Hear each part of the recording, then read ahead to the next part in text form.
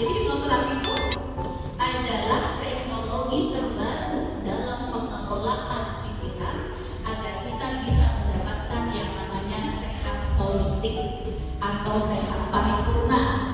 Kenapa disebut paripurna atau holistik? Karena kan diri kita itu tidak hanya tubuh fisik. Ya, ada beberapa unsur yang harus kita sadari dalam diri kita itu ada beberapa elemen ya, ada beberapa unsur. Ada tubuh fisik, ada pikiran, ya, ada kejiwaan atau kalau Islam bahasanya ruh gitu ya. Nah, ketiga unsur yang Allah karuniakan kepada kita harus mendapat sentuhan dan mendapat perhatian yang sama ya. Bahkan menurut penelitian bahwa kecerdasan yang Allah berikan kepada kita yaitu kecerdasan spiritual, kecerdasan emosional, dan kecerdasan intelektual. Dari ketiga jenis kecerdasan yang Allah berikan kepada kita itu yang paling kuat, yang paling bisa memberi kontribusi terbesar untuk kita bisa sukses dunia akhirat adalah kecerdasan spiritual. Karena kecerdasan spiritual kekuatannya 50%, kecerdasan emosional 30%, kecerdasan intelektual 20%. Jadi kalau kecerdasan spiritual itu yang kita perhatikan, yang kita kuatkan, kita dewasakan, kita matangkan, ya, maka kecerdasan emosional dan kecerdasan intelektual akan terangkat dengan sendirinya. Memang di dalam diri kita ini ada satu lagi, jika itu baik, maka seluruhnya akan baik. Jika itu buruk, maka seluruhnya akan buruk. Ketahuilah bahwa semua dari itu bernama hati. Hati itu bahasa agama. Kalau bahasa ilmiah menurut ilmu psikologi modern, hati ini namanya pikiran bawah sadar. Ya. Pikiran bawah sadar ini kekuatannya 9 kali lipat daripada pikiran sadar. Nah, potensi itulah yang dipakai oleh seorang hipnoterapis untuk memberi terapi kepada orang-orang yang sedang mengalami gangguan mental. Ya. Gangguan mental itu jenisnya apa saja? Ibu coba yang ibu tahu apa? Gangguan mental. Stres, betul. Apa lagi? Ya, gangguan jiwa spesifikasinya apa? Ya, dari mulai gangguan kecemasan, fobia, trauma, kemudian kecanduan, ya, kecanduan, bahkan gangguan mental itu dari mulai ringan, sedang, berat. Kalau untuk gangguan mental yang ringan, biasanya di coaching dalam 1 kali pertemuan saja, dikasih tahu caranya, kemudian dia bisa mempraktekannya kepada dirinya sendiri, maka gangguan mentalnya karena grade-nya ringan itu bisa rilis dengan sendirinya tanpa bantuan terapis.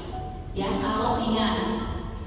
Kalau sedang, ya, dia kemudian di coaching dulu, ya, diberi arahan dulu, tapi tidak perlu dalam kondisi bawah sadar atau relaksasi dalam atau tertidur, ya. Tertidur itu maksudnya itu bukan tidur seperti tidur orang tidur di malam hari, itu bukan, tapi matanya terpejam, ya, tapi syaraf-syarafnya off.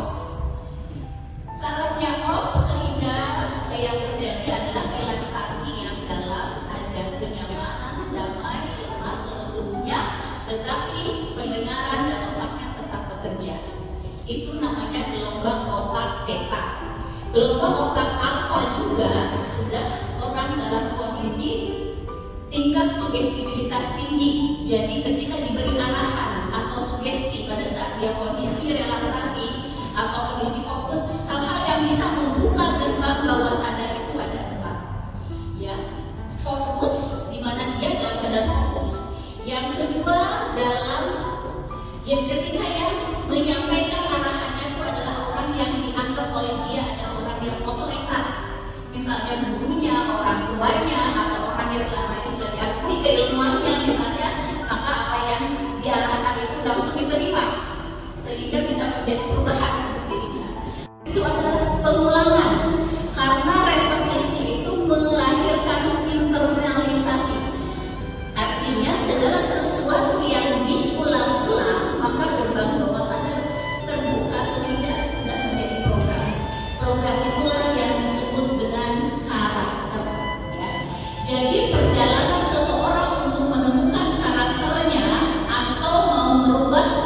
yang tadinya karakter buruk karena dirasakan itu menjadi kerugian, kemudian ingin dirubah menjadi yang lebih baik, itu stepnya itu adalah memulai. Memulai itu harus dengan kesadaran karena tidak akan ada perubahan tanpa kesadaran. Jadi misalnya, wah aku ini memang kalau bangun tidur seringkali yang muncul dalam kata-kata itu banyak keluhannya. Kan harus disadari dulu ya. Kalau kita nggak sadar, kalau kita nggak jujur, mana mungkin ada perubahan ya? Kan biasa aja, biarin aja, kok belum mau apa? Padahal kalau kita sudah tahu ilmunya, satu kali saja kita mengeluh selama 5 menit kata-kata kita, ya kata-kata kita yang mengandung keluhan, langsung hormon kortisol itu diproduksi. Akhirnya hormon kortisol itu sifatnya melemahkan dan merusak sel-sel tubuh kita. Di level keyakinan, segala sesuatu yang dikunci dengan keyakinan, maka itu akan sangat berpotensi menjadi sebuah karakter. Jadi diawali dengan kesadaran. Dari kesadaran itulah kita mulai adanya perubahan. Setelah perubahan itu naik lagi levelnya dengan dibiasakan dengan parameter apa yang kita goalskan ingin menjadi sebuah karakter yang baru, yaitu karakter itu sifatnya spontanitas tanpa dipikir dulu. Kalau kita ingin punya karakter bersyukur, ya ada apapun kejadian yang sulit sekalipun, maka respon pertama kali yang muncul dalam diri kita secara spontanitas adalah tetap bersyukur. Baik, ya, maka kita harus selalu bersinergi. Semakin bersinergi kita akan semakin kuat, karena kita akan semakin saling menyempurnakan satu dengan yang lainnya.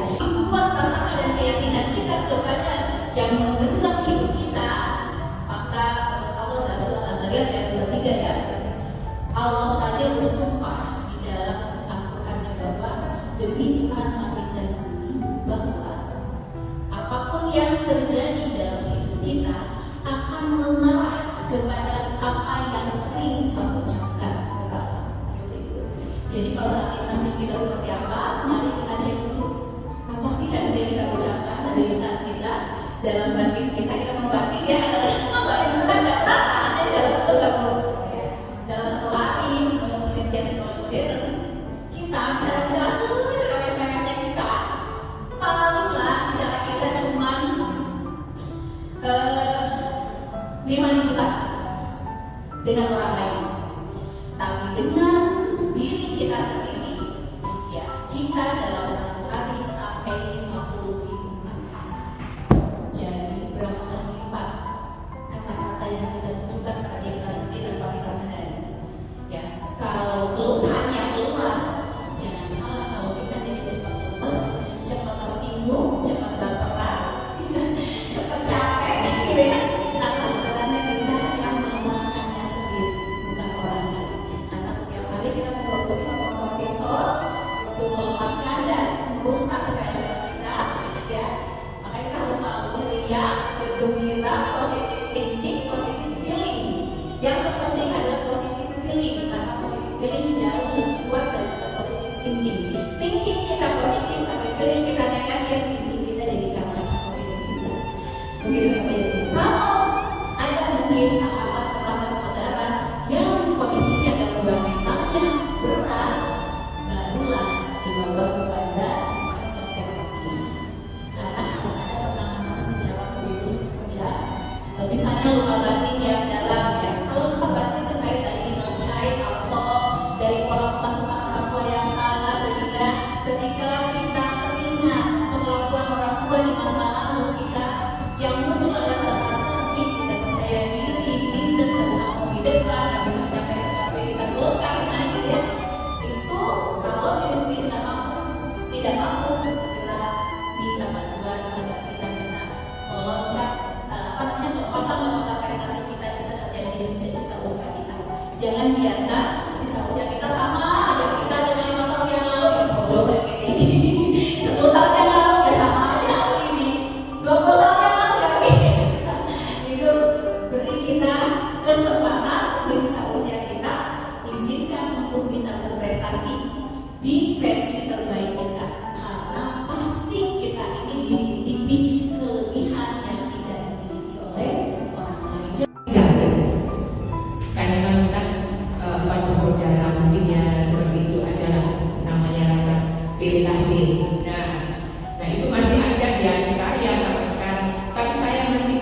mengingatkan. Ibu sudah mungkin dia sudah mulai ingatannya sudah tidak seperti waktu dulu, tapi saya sudah berbohong gitu. Tapi ibu saya masih ya seperti itulah perasaannya sama saudara yang lain. Tapi saya masih melepaskan, masih bisa melepaskan. Cuma ibu saya yang masih belum bisa move on seperti itu, masih belum gitu loh Bu. Ya itu aja gimana cara mengatasinya, karena dia sudah pikirannya sudah tidak normal lagi. Terima kasih. Karena siswa kami adalah anak-anak yang memang memiliki permasalahan psikologis. Yang pertama adalah korban bullying. Kemudian ada bullying yang lain yang terjadi, baik itu di keluarga maupun di sekolah. Nah, posisi kami sebagai guru, ketika anak itu sudah kami afirmasi dengan hipnosis, ya, nah kemudian anaknya menceritakan semuanya ke kami sebelumnya. Yang timbul pada diri kami adalah kami sendiri juga menerima sampah. Mohon maaf kalau saya katakan seperti itu, ya, karena energi negatif yang kami terima dari tampungan siswa-siswa kami, sehingga kami sendiri tidak mampu merilis. Nah, bagaimana selanjutnya ketika kami ingin membuat semuanya itu? Mohon solusinya. Terima kasih. Assalamualaikum. Harus dipaksa memang, ya, karena tanpa kita sadari kita bertemu dengan komunitas orang baru yang di luar ekspektasi kita. Dan seringkali ada racun-racun gitu ya, yang sebenarnya kita tidak pernah mengira gitu ya, pribadi itu ada pada seseorang yang kelihatannya wow gitu ya, glowing dan sebagainya, ternyata malah mohon maaf buat itu semua. Nah, kita untuk menghindari itu memang kata orang Jawa bilang ada yang namanya dapat, ya. Jadi harus bertahan pada sesuatu yang kita yakini, kita jangan sampai terimbas gitu ya, ketularan gitu ya. Tapi itu efek dari secara fisik itu ada sebuah pembiaran, ya. Kita kan ada sikap yang akan kelihatan gitu ya, secara verbal, secara memang akan langsung dirasakan oleh orang yang maaf yang toksik, yang kita lihat toksik itu tadi. Nah, apa yang sebenarnya bisa kita sampaikan walaupun tanpa kata-kata, bahwa kita saya bukan Anda, ya, mohon maaf saya, tapi itu dengan elegan, dengan bagaimana kita tetap pada tujuan kita, manfaat apa kita mengikuti komunitas itu, tanpa kita harus terpengaruh dengan omongan-omongan orang petan gitu ya, jadi tiba-tiba yang tidak apa ini itu secara real itu sudah terjadi. Orang anak adalah merasa dibanding-bandingkan dengan saudaranya, walaupun orang tua sebenarnya tidak bermaksud untuk begitu. Namanya fitrah itu artinya apa? Terjadi di semua anak, ya, termasuk kita, betul nggak Bu? Ya. Kita kan selalu merasa dibanding-bandingkan dengan saudara yang lain kan, ya. Nah, makanya terjadi pada kita semuanya, maka itu disebut dengan fitrah. Sama fitrah dari orang tua juga, merasa ada punya latar belakang khusus yang hanya dipahami oleh orang tua, sehingga orang tua sepertinya memberi kasih sayang dan perhatian yang lebih kepada salah satu atau salah dua anak karena sebuah latar belakang yang kadang tidak dipahami oleh anak. Nah, ketika kita menyadari itu bahwa sebuah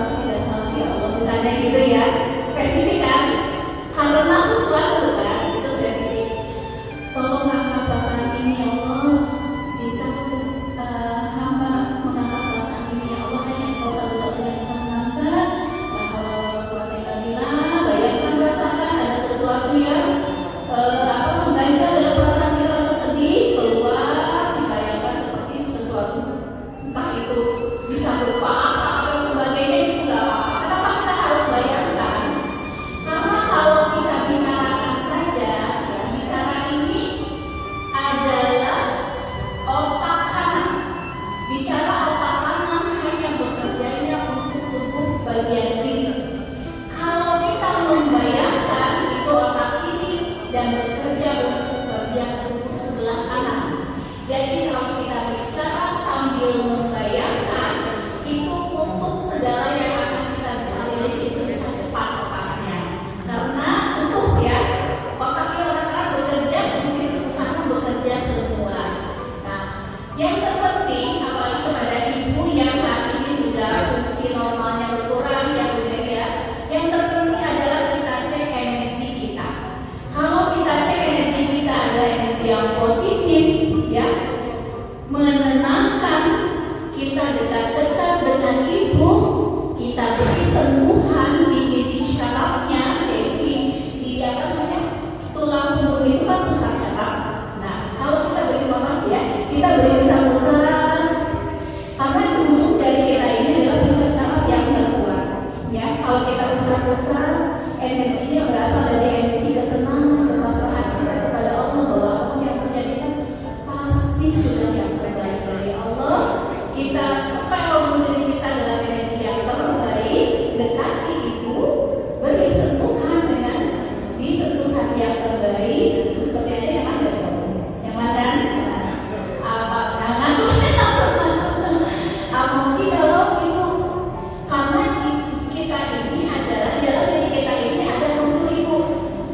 Ya, jadi dalam setiap manusia itu ada unsur Allah, ruhnya dari Allah, sel sperma dan sel telur dari ayah, sel telur dari ibu. Maka sangat mudah untuk satu frekuensi dengan orang tua kita. Jadi kalau kita frekuensinya sudah baik, energi sudah baik, dekati ibu kita, maka itu yang akan kita pancarkan kepada ibu kita. Ibu kita pun lama-lama akan merasakan ketenangan seperti yang kita rasakan. Seperti itu. Oke, nanti bisa menjawab ya. Oke, tapi sekali lagi apapun harus dikunci dengan keyakinan. Karena kalau tanpa keyakinan semuanya dihampar gitu. Paling energinya paling berapa persen ya kalau ada keyakinan gitu. Kalau keyakinan kepada yang mengatur segalanya, apa sih yang bisa melebihi dari kekuatan dari Allah, kan nggak ada ya. Seperti itu mungkin. Kemudian bagaimana cara merilis ya? Sebenarnya kalau akal sehat kita saat itu betul-betul harus kita hadirkan. Misalnya ada orang orang tua yang sedang guru psikologi dan sebagainya ya, menyampaikan kepada kita gurunya untuk ngebloknya pertama itu kan yang bermasalah itu kan bukan aku, gitu ya, dia. Nah, ketika dia kata dia, maka pagar langsung dibuat gitu, kita sehingga energi negatifnya nggak masuk. Kan dia, gitu. Itu yang pertama. Kemudian yang kedua, pada saat kita menjelang sholat, ya, pada saat kita melakukan gerakan-gerakan berwudu, semuanya lakukan dengan tidak hanya kita membasuh bagian tubuh fisik saja, tapi setelah kita bilang lagi kita ucapkan dan niatkan karena nama atau niat apapun yang akan kita terjadi pada sesuatu yang akan kita niatkan. Kalau kita niatnya adalah untuk mendetoks, untuk membuang racun-racun dari energi yang sengaja atau tanpa sengaja masuk ke dalam diri kita, dibasuh dan kita merasakan kita pun membasuh seluruh bagian dunia kedalaman kita, tubuh bagian dalam kita, sehingga pada saat berwudu bersamaan dengan keluarnya semua energi-energi yang dalam diri kita, sehingga ketika berwudu tubuh kita fresh, hati kita pun harus fresh. Apalagi kalau kita sholat ya, setelah sholat seharusnya rasa sebelum dan setelah sholat itu harus berbeda, harus lebih tenang.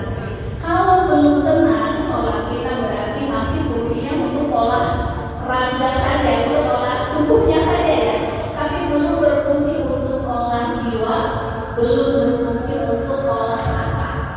Nah, akan menjadi lebih tenang sholat kita ketika selain olahraga dengan gerakan-gerakan sholat dan bacaan sholatnya, olah jiwa dengan keyakinan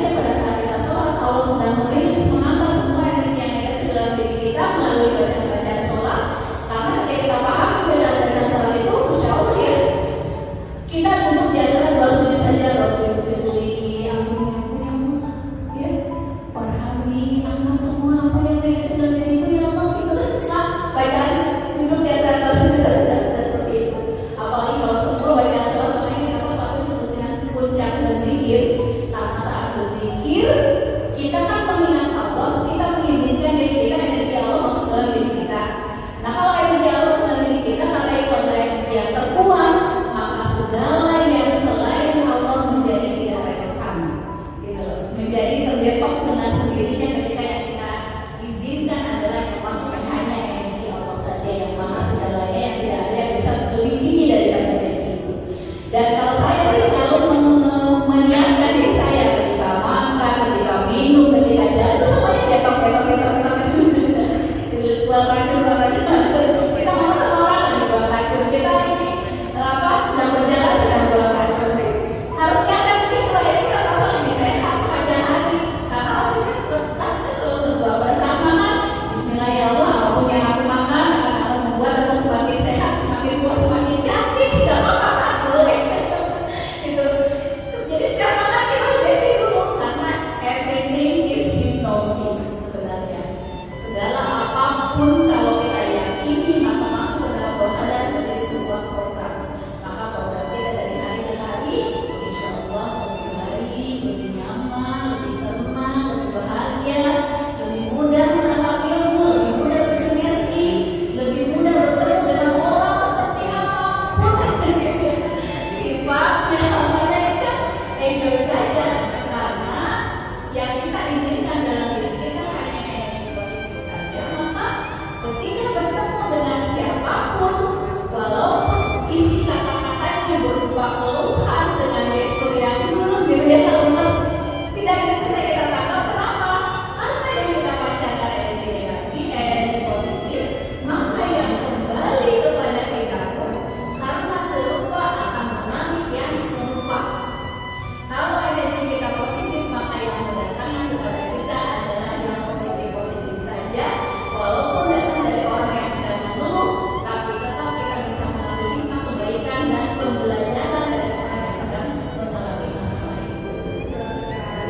Kami siap untuk menerima keajaiban dan berikutnya lagi dan lagi ya Allah. Terima kasih ya Allah, terima kasih.